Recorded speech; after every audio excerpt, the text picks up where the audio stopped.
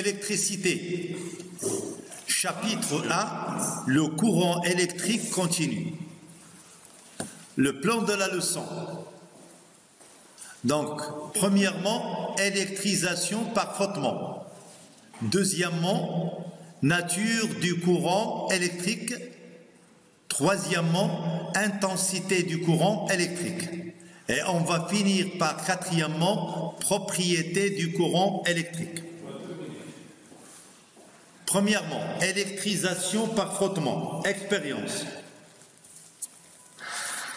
On électrise une baguette en ébonite par frottement contre une peau de chat. On électrise une baguette en verre par frottement contre un morceau de soie. On constate qu'il y a un phénomène de répétition.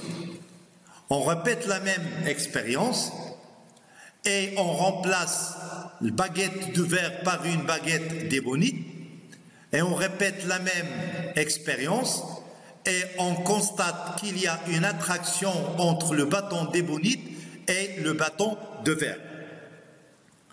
Donc, deux espèces d'électricité. Deux corps chargés d'électricité de même signe se repoussent, expérience numéro 1, et deux corps chargés d'électricité de signe contraire s'attirent.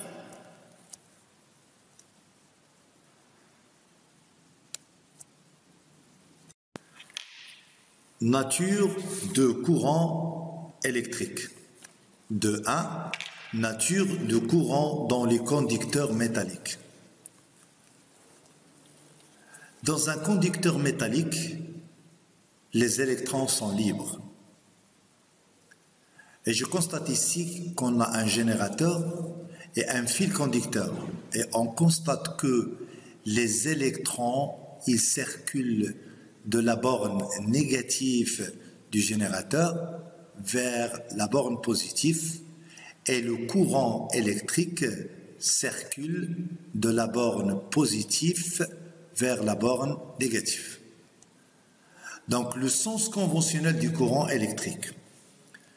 Le courant électrique, à l'extérieur d'un générateur, circule du pôle positif vers le pôle négatif. De 2, nature de courant dans les électrolytes. On va prendre un mélange électrolytique constitué par le sulfate de cuivre Cu2+, SO4- et le K+, MnO4-. Et comme vous le voyez que les ions Cu2+ possèdent une coloration bleue, tandis que les ions MnO4- possèdent une coloration violette. Donc, pour le générateur, donc j'aurai la cathode, c'est la borne négative, et l'anode, c'est la borne positive. Donc, on va prendre ici un générateur et une solution électrolytique, et j'aurai ici un interrupteur et une lampe. Donc, au moment où on ferme le circuit, c'est-à-dire on clique ici, comme vous le voyez sur le schéma, on constate que la lampe s'allume et ensuite, vous constatez qu'il y a migration des ions. C'est-à-dire les ions MnO4- qui possèdent une coloration violette, ils se dirigent vers le pôle positif du générateur, et les ions Cu2+, ils se déplacent vers la borne négative du générateur. Donc, remarque, les cations, c'est-à-dire les ions Cu2+, se déplacent dans le sens conventionnel du courant électrique, tandis que les anions, les MnO4-, se déplacent en sens contraire. Troisièmement, intensité du courant électrique. 3.1, quantité d'électricité Q. La quantité d'électricité Q transportée par un courant électrique correspond au nombre n d'électrons qui ont circulé. Il est donné par la relation Q est égal à NE, avec Q, c'est la quantité d'électricité exprimée en coulombs, et petit n, le nombre d'électrons qui ont circulé, et E, la quantité d'électricité élémentaire exprimée en coulombs avec la charge élémentaire, c'est E égale 1,6 10 à la puissance moins 19 coulombs. 3.2, intensité du courant électrique grand I. Donc, soit une portion de circuit électrique, l'intensité du courant électrique à travers un conducteur est la quantité d'électricité grand Q qui traverse chaque section S de ce conducteur pendant une durée delta T. Donc, j'aurai ici U est égal à Q sur delta T est égal à NE divisé par delta T, avec grand I, c'est l'intensité du courant en ampères, Q, la quantité d'électricité en coulombs, et delta T, la durée en secondes. Les sous-multiples sont le milliampère MA et le microampère MUA.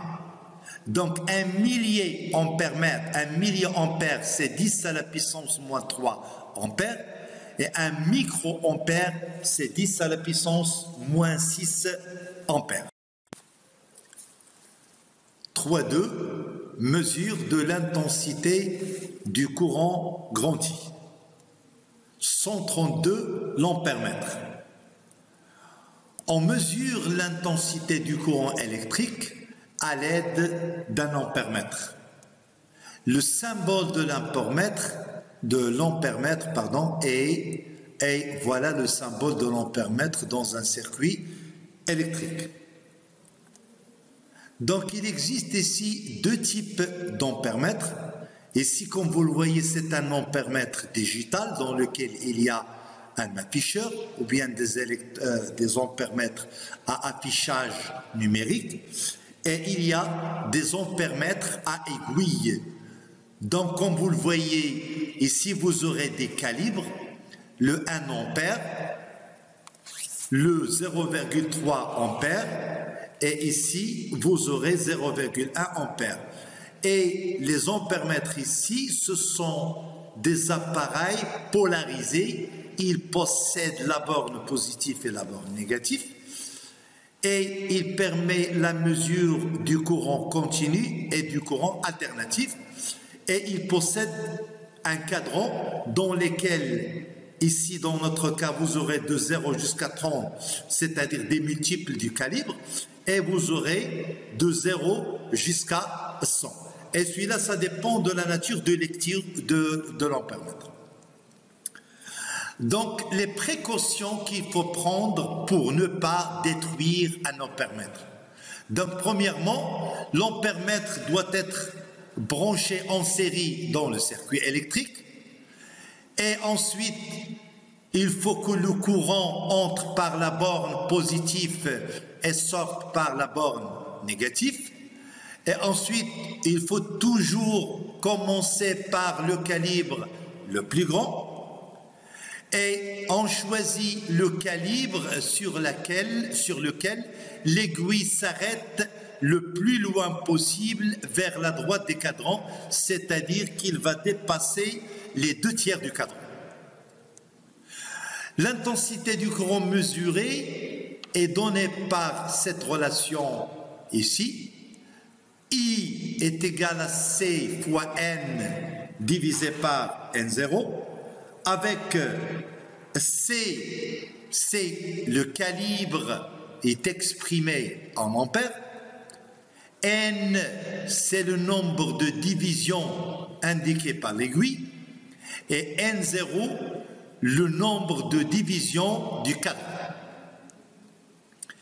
L'incertitude absolue sur la mesure de l'intensité du courant est donnée par la relation delta I égale à C fois X divisé par 100, avec X est la classe de l'appareil, et la classe de l'appareil, il est affiché sur l'ampèremètre, et ensuite vous aurez l'incertitude relative est donnée par la relation delta I sur I est égal à C fois X divisé par I fois 100.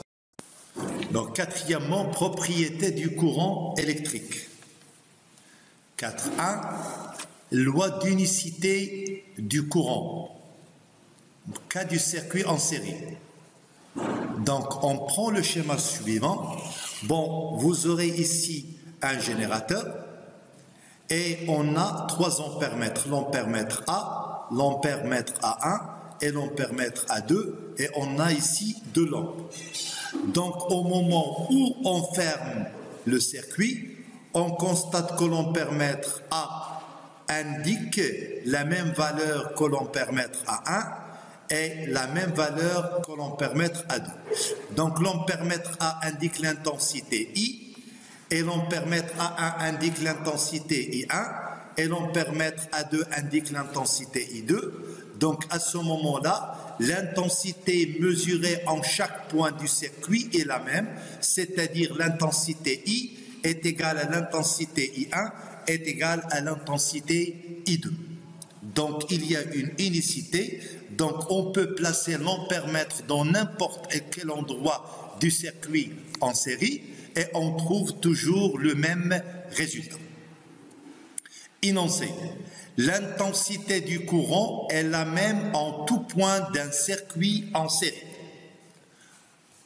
2.4 ou bien 4.2, loi des nœuds, circuit en parallèle ou bien circuit en dérivation. Donc, un nœud est un point de connexion de moins de 3 dipôles. Par exemple, le schéma suivant. J'aurai ici un générateur et ici, on aura 3 ampèremètres. L'ampèremètre A1, l'ampèremètre A2 et l'ampèremètre A3. Et vous aurez ici 2 lampes, la lampe L1 et la lampe L2 qui sont tout à fait différentes. Donc, le générateur, il va débiter un courant I d'intensité 1,2 donné par l'ampèremètre A1. Mais n'oubliez pas que l'ampèremètre A1, c'est le courant, il va entrer par la borne positive de l'ampèremètre A1 et sort par la borne négative de l'ampèremètre A1. Ici, en ce point-là, vous aurez un nœud, c'est-à-dire il y a une connexion au moins de 3 dipôles. 1, 2 et 3. Donc, dans la branche où il y a l'ampèremètre A2, il y a la lampe L1 et l'ampèremètre A2, il va vous indiquer une valeur de I1 est égale à 0,7 ampères. Et l'ampèremètre A2, il va vous indiquer la valeur de 0,5 ampères. Lorsque vous faites la somme des deux courants indiqués par les 2 ampèremètres A2 et A3, vous trouvez I1 plus I2 est égal à 1,2, 0,7 plus 0,5 est égal à 1,2, c'est-à-dire c'est la même intensité qui se trouve ici, qui a été débitée par le générateur. On dit en ce point-là que j'aurai un nœud, c'est-à-dire l'intensité du courant arrive à un nœud est égale à la somme des intensités qui partent du même nœud. Et ça, ce qu'on appelle ici la loi des nœuds.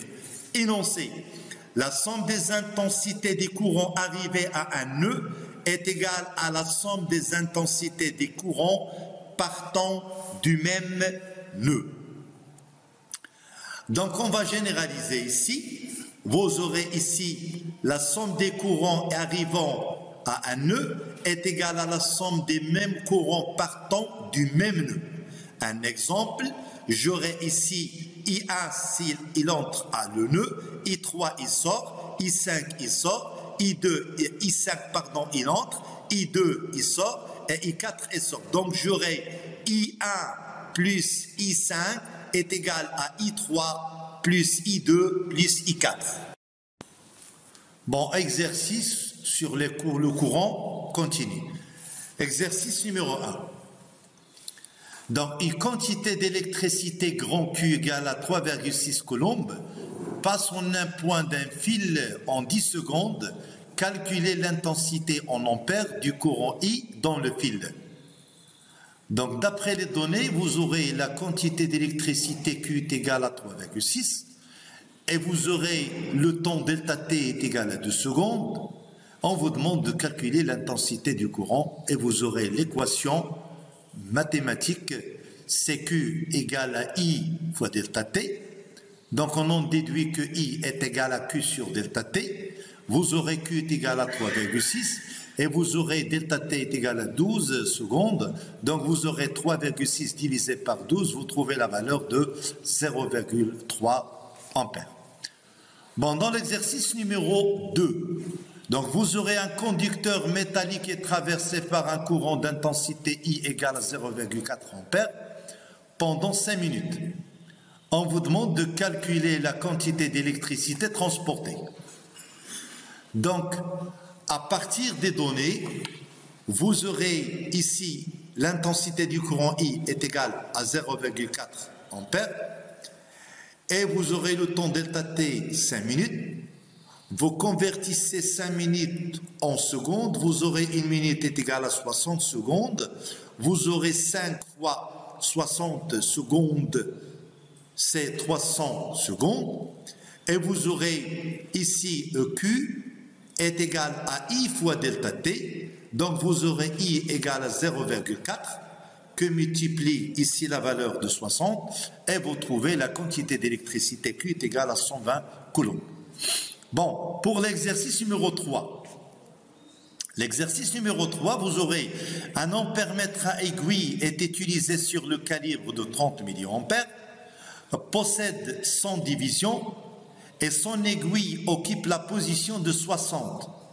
Calculez l'intensité mesurée. Donc ici, vous aurez le calibre, c'est 30 milliampères.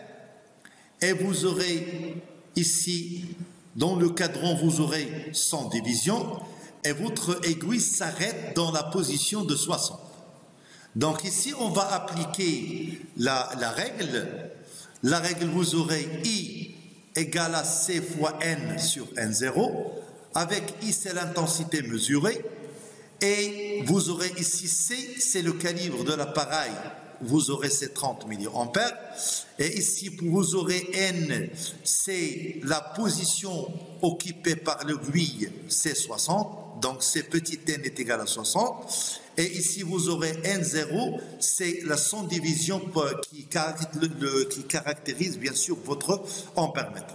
Lorsque vous appliquez votre relation, vous aurez I est égal à C, c'est-à-dire 30 milliampères, que multiplie 60 divisé par 100, et vous trouvez votre résultat qui est égal à 18 milliampères.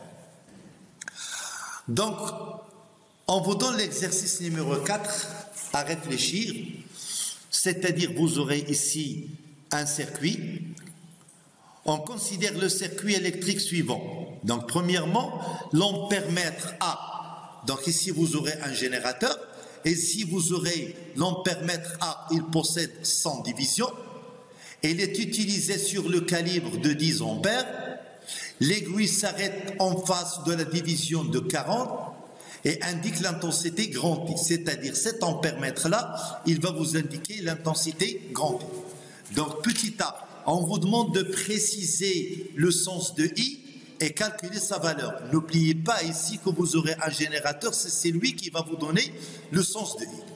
Donc, petit b, en déduire la quantité d'électricité qui traverse une section des fils pendant 1 minute.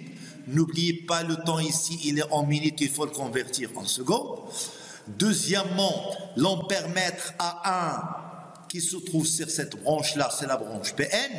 L'ampèremètre A1 possède 30 divisions. L'aiguille indique la graduation 12 lorsqu'on l'utilise sur le calibre de 3 ampères. Calculez l'intensité I1 indiquée par l'ampèremètre A1. Donc ici, vous aurez l'ampèremètre A1. Bien, troisièmement, déduire la valeur de l'intensité I2 indiquée par l'ampèremètre A2.